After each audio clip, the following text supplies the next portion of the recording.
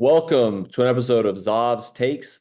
And I want to spend roughly the next 4 to 5 minutes talking about the mystery that is the Donald Trump assassination attempt. So, first of all, I am not a conspiracy theorist. You name the conspiracy, I don't buy it. However, I'm not a sheep, and I'm not going to lie to myself for what I see in front of me.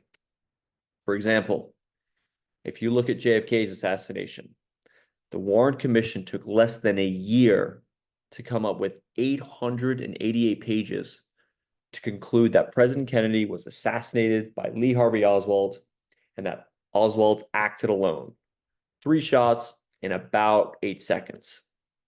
And I'm not even going to get into the CIA, the Chicago mob, Jack Ruby, but if you watch the home video from Abraham Zapruder, a clothing manufacturer who was there in Dallas that day to film the president, it is hard to argue against that there wasn't a second shooter.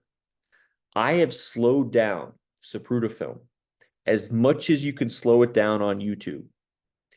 And I think the shot that blew Kennedy's brains out came from the front or the side, the grassy knoll.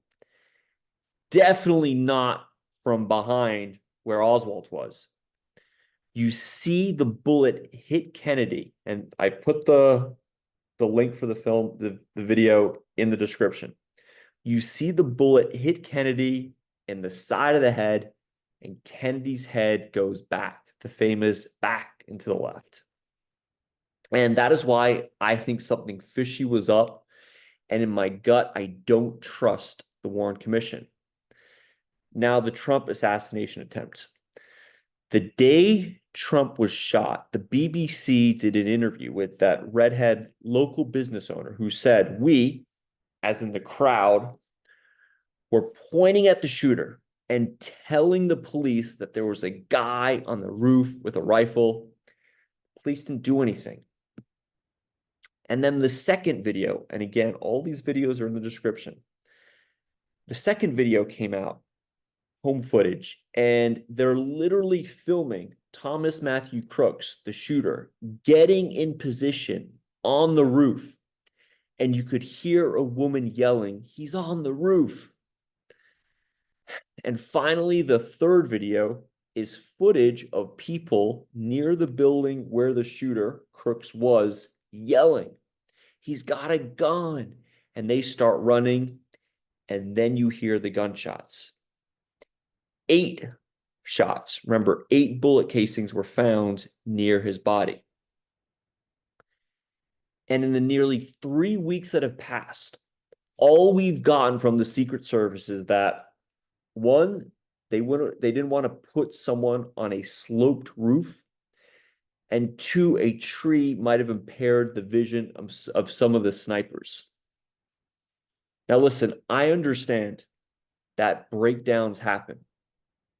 All security personnel are human, but the Secret Service has an annual budget of about $3 billion, from the technology they use to the snipers.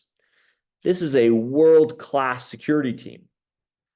Thomas Matthew Crooks was a 20-year-old computer technology student, and he was able to climb up on the roof and aim an AR-15 style rifle at Trump, only about 135 meters away, with people screaming, and take 8 point-blank shots at him.